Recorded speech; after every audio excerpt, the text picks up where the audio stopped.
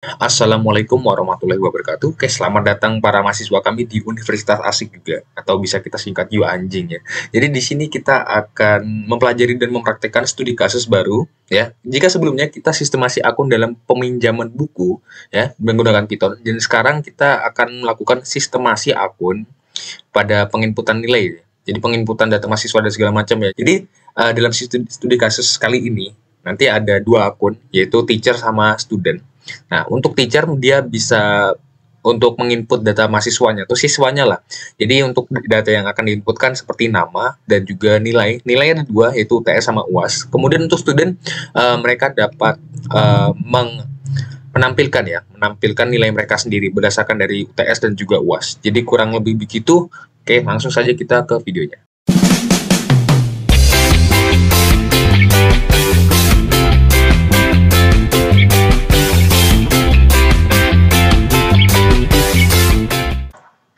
Oke, di sini langsung saja kita terjemahkan lah istilah kata ya. Kita melihat soalnya dan bagaimana kita mengimplementasikan soal tersebut ke dalam program ya. Jadi di sini kita ada 5 ya. Yang pertama, terdapat 2 akun teacher dan juga akun student ya. Kemudian selanjutnya nomor 2, akun teacher dapat melakukan input data student dan juga edit nilai ya.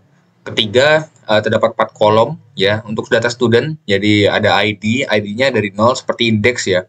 Kemudian ada nama dan juga nilai. Nilainya ada UTS dan juga UAS. Untuk nomor 4, akun student bisa menampilkan nilai akhir dari student itu sendiri. Dan yang kelima, nilai akhir diperoleh dari nilai UTS ditambah UAS kemudian dibagi 2. Kita langsung terjemahkan yang pertama ini. Yang pertama kita bikin struktur datanya. Jadi 2 akun seperti yang sebelumnya, sistemasi akun yang sebelumnya. Jadi kita bikin dictionary, kemudian ada 2 key, yaitu teacher dan juga student. Nah, untuk data-data mereka itu ya dari value mereka gitu. Jadi akun teacher tidak didefinisikan secara rinci bahwa teachernya harus ada nomor seri dan segala macam. Maka dari itu untuk teachernya cukup sekedar nama ya. Jadi sekedar string. Semisal ada dua guru ya. Jadi bapak siapa dan bapak siapa begitu. Untuk studentnya, nah seperti di nomor 3 yang dikatakan bahwa ada 4 ya. 4 data ya, kira-kira ID, nama, nilai UTS dan juga UAS. Nah, inilah untuk studentnya. Ya, jadi studentnya nanti kita bikin seperti apa ya? Jadi kita bikin list dulu, kemudian dalamnya adalah dictionary. Dictionary-nya ini memuat memuat satu key dan juga value. Nah, untuk untuk key dan value-nya ini seperti ini. Untuk ID titik 2 apa, nama titik 2 apa, UTS titik 2 apa dan seterusnya.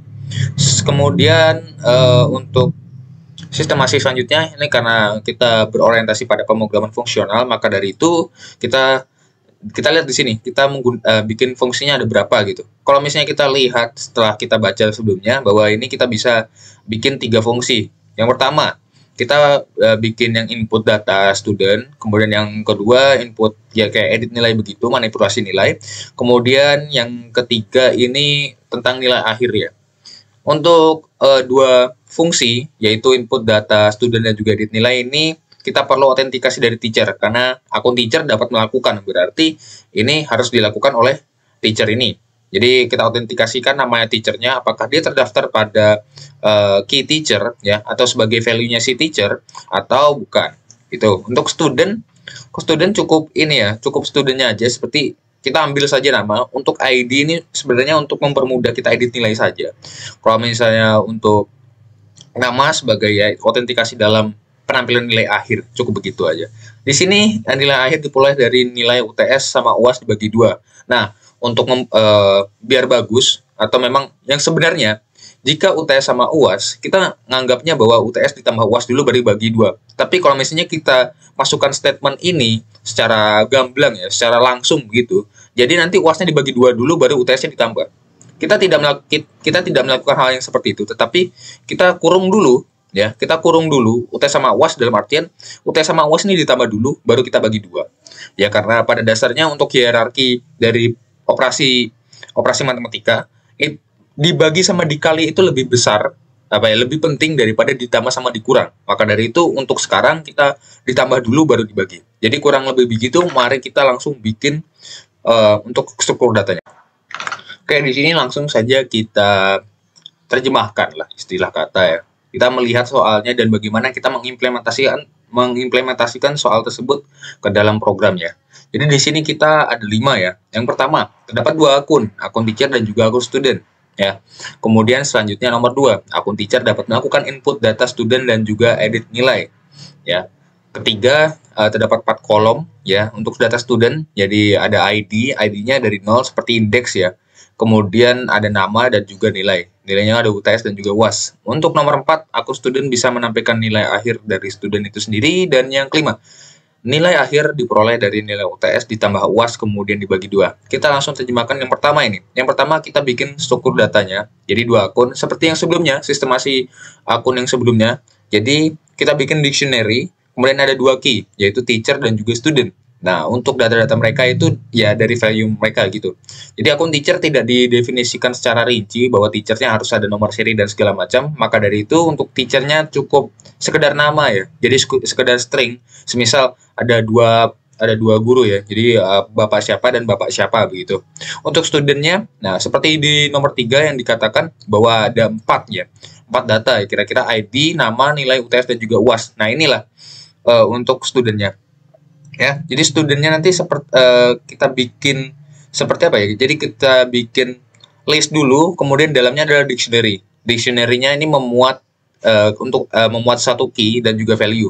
Nah, untuk value untuk key dan value-nya ini seperti ini. Untuk ID titik 2 apa, nama titik 2 apa, UTS titik 2 apa dan seterusnya.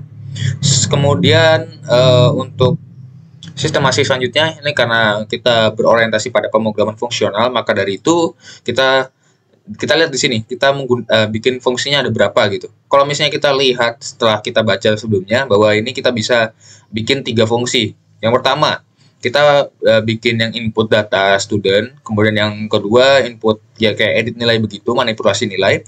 Kemudian yang ketiga ini tentang nilai akhir ya.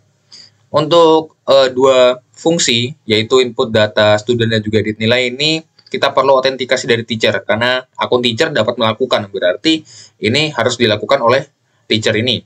Jadi kita autentikasikan namanya teachernya, apakah dia terdaftar pada key teacher, ya, atau sebagai value-nya si teacher, atau bukan. Gitu. Untuk student cukup ini ya, cukup studentnya aja, seperti kita ambil saja nama. Untuk ID ini sebenarnya untuk mempermudah kita edit nilai saja. Kalau misalnya untuk nama sebagai ya autentikasi dalam penampilan nilai akhir, cukup begitu aja.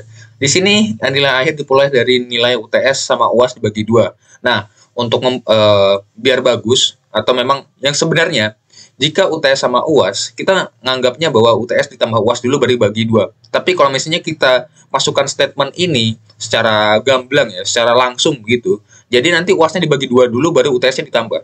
Kita tidak melakukan hal yang seperti itu, tetapi kita kurung dulu ya, kita kurung dulu UTS sama UAS dalam artian UTS sama UAS ini ditambah dulu baru kita bagi 2. Ya karena pada dasarnya untuk hierarki dari operasi matematika dibagi sama dikali itu lebih besar, lebih penting daripada ditambah sama dikurang. Maka dari itu untuk sekarang kita ditambah dulu baru dibagi. Jadi kurang lebih begitu. Mari kita langsung bikin untuk struktur datanya. Oke, teks 1 pembuatan data struktur atau struktur data lah, kurang lebih begitu. Oke. Jadi di sini kita langsung saja bikin struktur datanya. Kita bikin akun. Kemudian kita masukkan 2 key, yaitu teacher sama student. Pertama kita teacher, ya. Kemudian kita bikin yang student. Ya, seperti ini. Iya. Oke, student. Nah, di sini biar bisa banyak kita kasih list saja. Ya, karena tidak didefinisikan secara rinci untuk teachernya, maka kita masukkan saja string yang biasa gitu. Yaitu T1 dan juga T2. Ya, tidak ada minta nomor seri atau nama dan segala macam. Ya udah kita langsung masukkan string biasa sebagai penunjuk nama lah, istilah kata begitu. Untuk student kita bikin list aja, kemudian kita masukkan dictionary, kemudian ikutin ada 4 kolom, berarti ID, nama, UTS sama UAS. Maka dari itu kita bikin aja ID-nya apa? ID minta dari 0 seperti indeks, maka kita masukkan 0. Kemudian ini kita pakai titik 2 bukan titik koma. Kemudian kita namanya semisal namanya adalah S1, student 1 begitu. Kemudian kita bikin untuk UTS-nya ya, integer. Kemudian kita bikin UAS-nya juga, yaitu integer juga, misal 80, begitu. Nah, alasan kita menggunakan list agar kita bisa memuat banyak student, dan alasan kita memakai dictionary agar kita bisa mengimplementasikan kolom-kolom ini, gitu. Misal kita bikin satu lagi, ya, biar ada dua lah, karena dua anak lebih baik seperti program KB, waduh, canda gitu ya. Oke, di sini kita ambil aja satu, dan ini S2, dan ini semisal nih, di early game-nya sampah banget, tapi di late gamenya bagus, misalnya nilainya 100 sempurna begitu. Jadi cukup begini untuk struktur datanya. Jadi kita akan berlanjut ke selanjutnya. Oke, setelah kita membuat struktur datanya, langsung saja kita buat fungsi yang pertama, yaitu yang input data student. Kita bikin sel baru bertipe code, langsung saja kita bikin fungsinya saja, ya. Di sini akun teacher, berarti kita perlu autentikasi nilai teachernya ya, agar bisa digunakan semestinya. Jadi kita langsung saja, namanya adalah input student ya. Oke, input student dengan parameternya adalah teacher. Ya. Kemudian kita di sini untuk teachernya, sini teachernya akan kita autentikasi terlebih dahulu menggunakan if ya. Oke. Jadi di sini if teacher in ya. If teacher in akun dalam yang key-nya teacher. Apakah teacher ini adalah value dari salah satu value dari si ini, dari si key teacher ini, maka langsung lakukan selanjutnya ya, yaitu input data student. Tapi kalau misalnya tidak, maka kita kasih saja print seperti ini. Nah, print yaitu guru tidak ada, seperti itu. Nah, begini.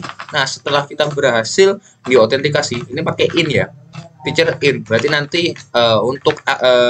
untuk value-value si teacher ini ya, ini akan diiterasikan dan dipaskan dengan si teacher ini. Jadi begitulah untuk menggunakan pakai Python ya.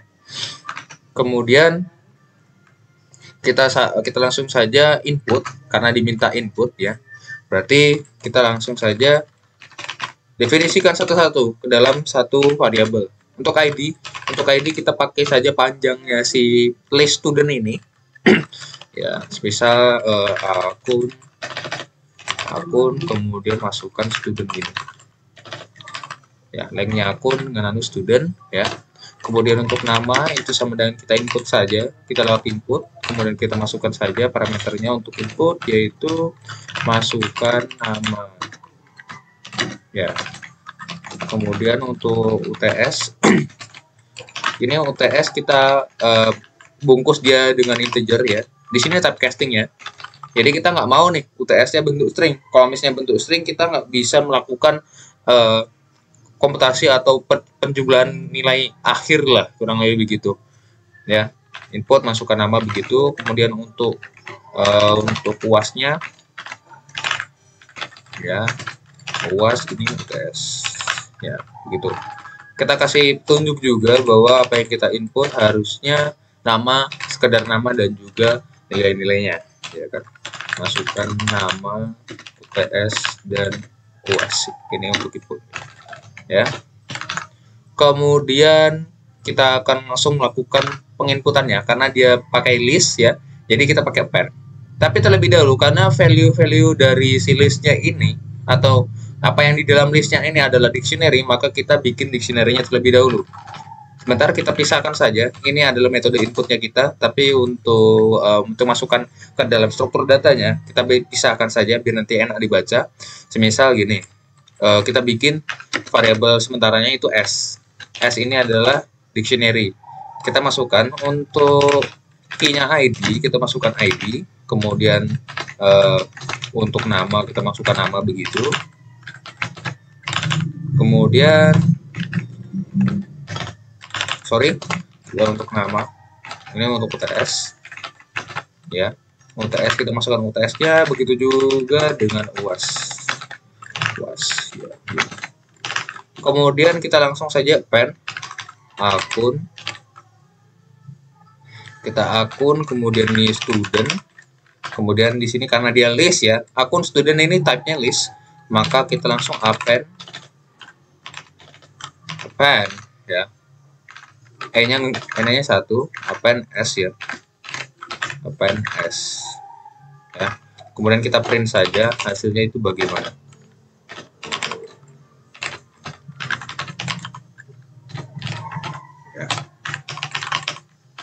Ya, begini. Oke, mari kita langsung mencoba ya. Kita panggil fungsinya, yaitu input student. Kita masukkan teachernya. Kita langsung coba kalau misalnya salah ya.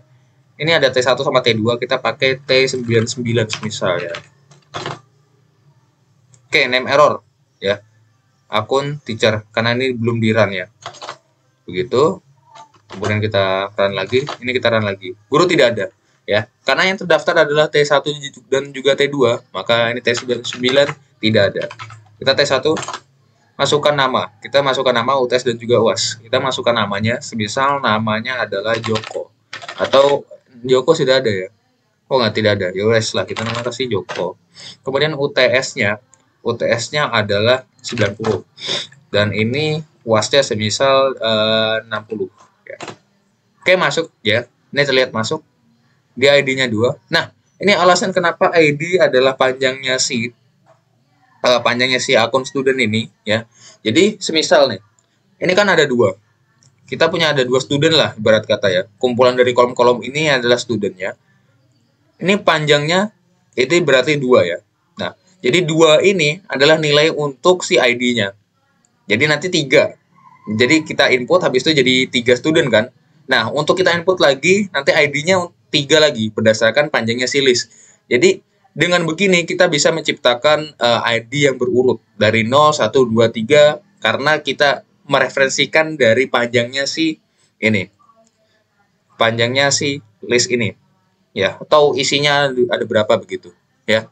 Jadi untuk input kurang lebih begitu. Kita lanjut lagi yang selanjutnya. Kita langsung ke edit nilai coba.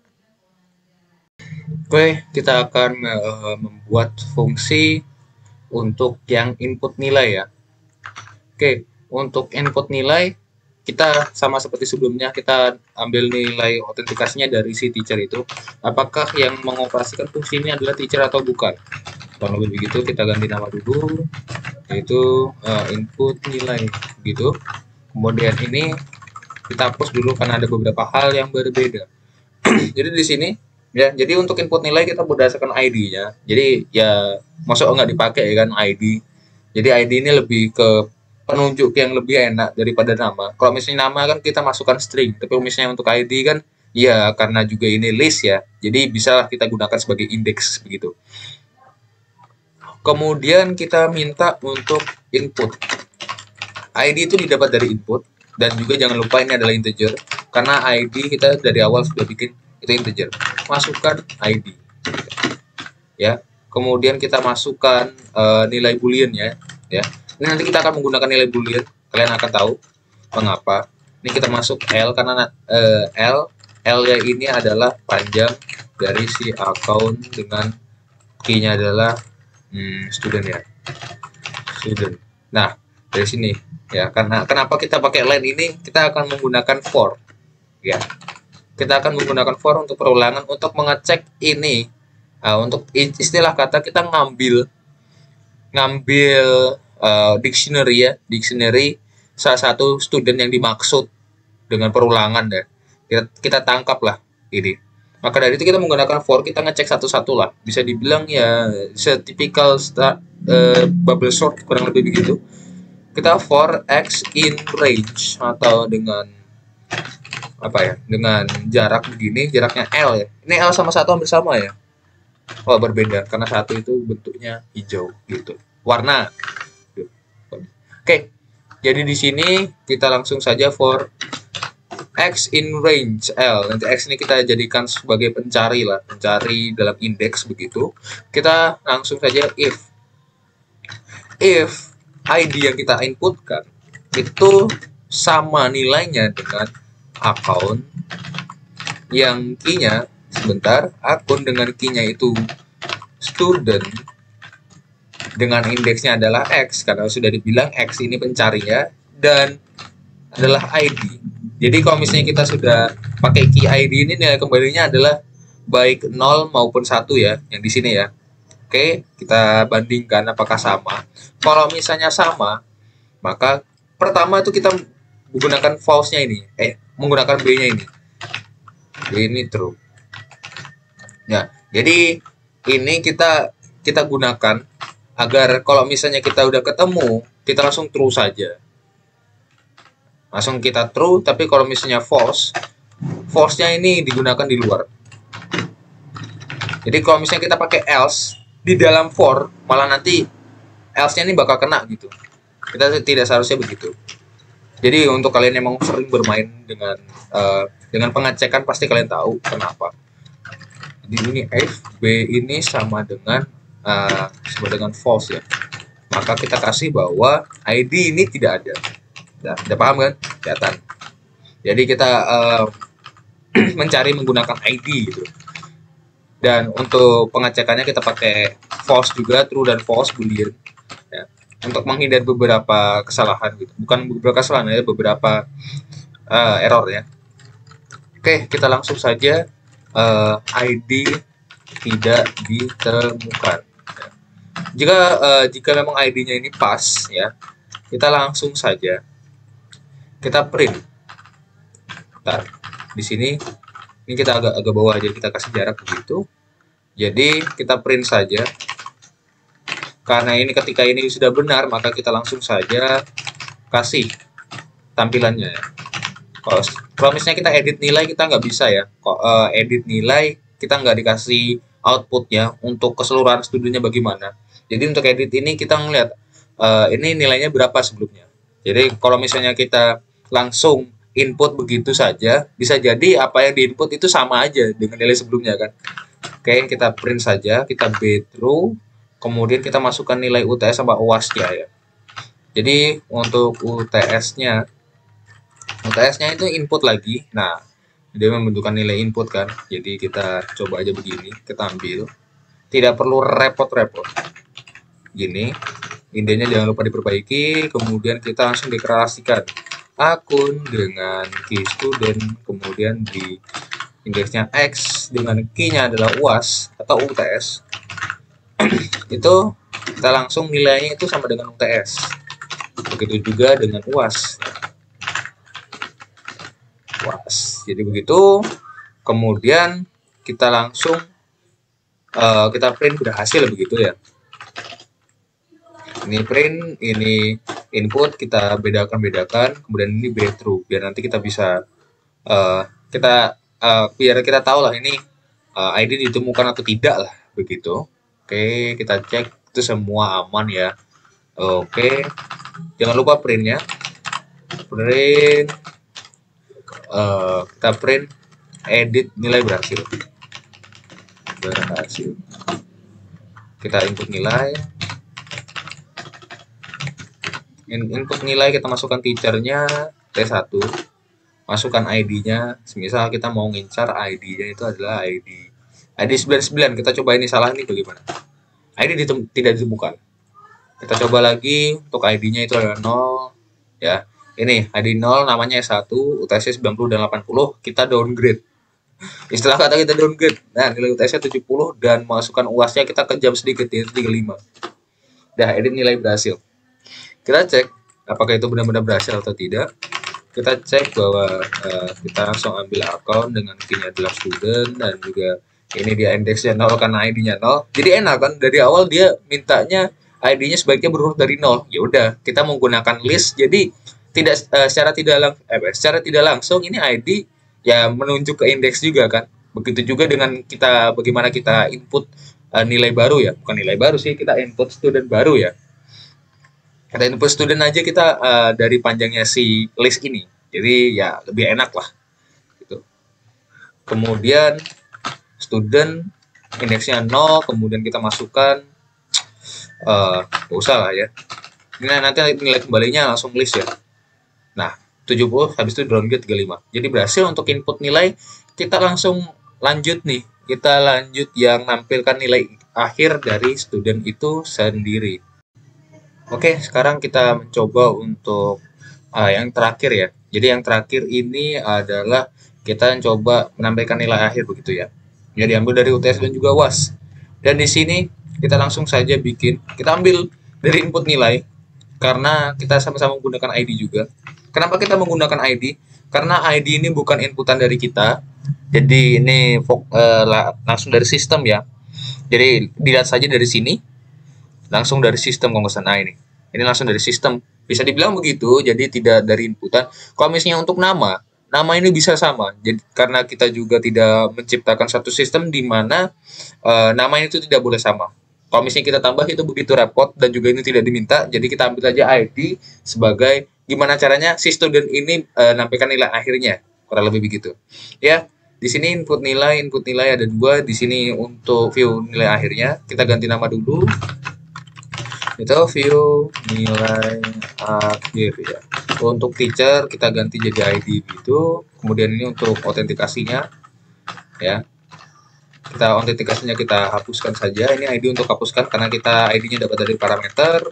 Kemudian kita else-nya ini guru tidak ada karena ini yang dipakai adalah student, bukan teacher. Di sini kita blok saja. Ini triknya. Ini kalian blok. Bukan gua blok ya, ini blok ya. Jadi blok, kemudian kita kontrol, kemudian masih pakai kurung kotak atau kurung kurawal itu di sampingnya tombol P.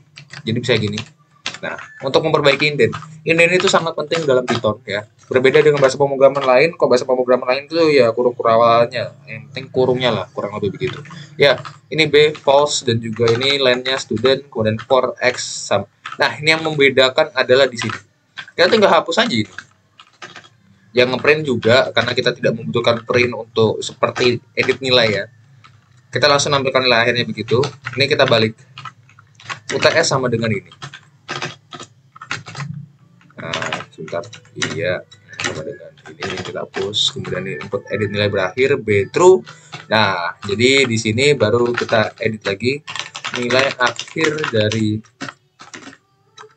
kita masukkan untuk namanya itu siapa, akun.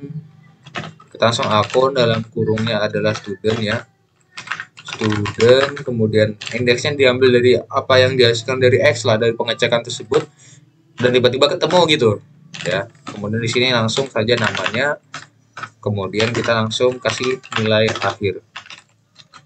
Nah, nilai akhir. Nah, nilai akhirnya bagaimana? Sesuai dengan yang dibilang sebelumnya, bahwa nilai akhir adalah UTS sama UKAS ditambah dulu baru nanti dibagi. Nah, akhir sama dengan UTS dikurang. Tambah mau kurang? Tambah ya, maksudnya ya. Iya, tambah. Ya, tambah sama kurang ya. Ya, tambah habis itu UAS, kemudian kita bagi. Oke, dan jangan lupa ini dikurung. Habis itu dibagi ya, dikurung, habis itu dibagi 2. Kemudian nanti ditampilkan. Oke, masukkan ID. Oke, kita langsung saja kita panggil nya.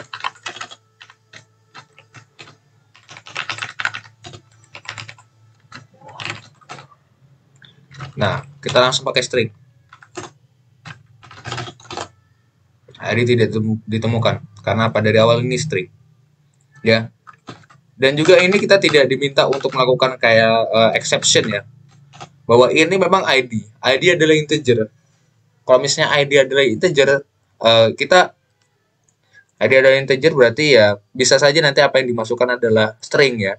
Nah, ketika string itu kita nggak bisa diproses. Ini ID adalah integer, ini memang yang terdaftar adalah integer. Kalau misalnya yang kita masukkan adalah string, dia tidak bisa. Dan juga di sini tidak disebutkan bahwa kita harus ada pembatasan suatu input gitu atau exception. Jadi kita lakukan sebebas-bebasnya saja. Ya. Misal kita masukkan 0. Ya. Nilai akhir dari S1 adalah 52,5. Ya. Kita langsung mengikuti dari ID-nya saja. Jadi kurang lebih begitu ya. Kita review sedikit. Data struktur sudah. Ya, bentuknya ada 2 key, teacher dan student. Teacher memiliki list ya, list yang ada nama teachernya itu T1 dan T2. Student juga dia punya value-nya list. Jadi list ini ada banyak student, yang studentnya adalah bentuk dictionary yang memuat juga 4 kolom, yaitu ID, nama, UTS dan juga UAS begitu. Input student kita autentikasi nilai teachernya karena yang input student itu harus dioperasikan oleh teacher. Ya, maka kita melakukan pengecekan, kemudian kita masukkan data-data yang dibutuhkan. Kemudian di input nilai ini sama saja, kita perlu autentikasi dari teacher karena yang menggunakan adalah teacher. Di sini teacher in akun, oke, seperti yang sebelumnya. Tapi di sini kita edit nilai ya. Input nilai bisa dibilang begitu, kita tinggal ganti variabelnya atau bagaimana. Ini harus edit ya. Jadi ID ini adalah sebagai penunjuk. Karena ini kenapa nggak dipakai kalau misalnya kita disuruh kan? Kita disuruh ini kenapa nggak dipakai gitu? Jadi kita pakai saja ID ini, edit, kita cari dulu ini editnya untuk indeks edit ini di mana, kemudian kita lakukanlah. Kita bisa saja masukkan di sini, tetapi ya terserah kalian mau caranya kayak apa. Tapi yang penting dari saya begitu, kalau misalnya dari sampean atau Anda terserah gitu. Di sini langsung sih kita masukkan, kemudian kita tampilkan lah kurang lebih begitu. Kita deklarasikan juga gitu sebelumnya, tapi ya. Untuk view nilai akhir kita menggunakan ID juga. Tapi ID ini kita bisa aja masukannya string, tapi kalau misalnya string tetap tidak bisa, maka harus ID. Tidak ada pembatasan yang dibilang juga, jadi bebas saja, be false dan segala macam. Kita lakukan pengecekan sama seperti yang di input nilai itu, kemudian kita tampilkan saja. Tapi sebelumnya kita ambil UTS sama UAS-nya, kemudian kita lakukan operasi matematika dan kita tampilkan. Jadi kurang lebih begitu untuk keseluruhannya. Jadi begitu ya dari apa yang kita lakukan sebelumnya. Kita sudah menciptakan dari data strukturnya, kemudian kita menciptakan tiga fungsinya yang sesuai dengan soal tersebut. Jadi kita sudah menciptakan suatu sistemasi akun dalam penginputan nilai dan data mahasiswa atau siswa lah. Jadi begitu ya, kira-kira begitu saja. Saya pamit undur diri. Wassalamualaikum warahmatullahi wabarakatuh. Sampai jumpa di materi selanjutnya. Asik juga. Baik, untuk kalian semua jangan lupa untuk like, subscribe, dan juga komen pada video ini. Dan juga bisa menyampaikan kritik dan saran di kolom komentar. Ya, karena untuk subscribe, ketika kita mencapai 1000 subscriber, kita akan mengeksploitasi sesuatu. Seperti YouTuber-YouTuber luar sana ya. Ada yang room tour segala macam kan, ada yang makan jemput. Tapi itu udah lama kan. Ya, silahkan juga untuk share. Ya, share-nya bisa di grup kelas atau kemanapun juga, dan jangan di-share di grup Aslab, ada ya saya diburu sama Aslab ya. Jadi kurang lebih begitu, salam asik juga.